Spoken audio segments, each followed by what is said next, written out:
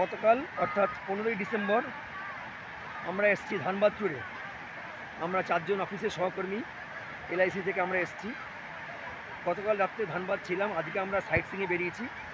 প্রথম site seeing আমাদের Usri false গিরিডিতে। আমরা ভিউ পয়েন্টে দাঁড়িয়ে আছি, চতুর্দিকে সৌন্দর্য অসাধারণ। বাঁদর আছে দেখো, খাচ্ছে, বাঁদর খেয়ে নেবে।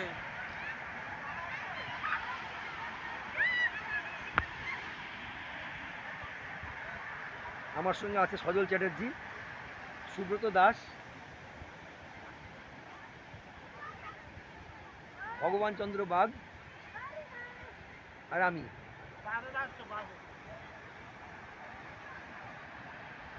এই ফলস থেকে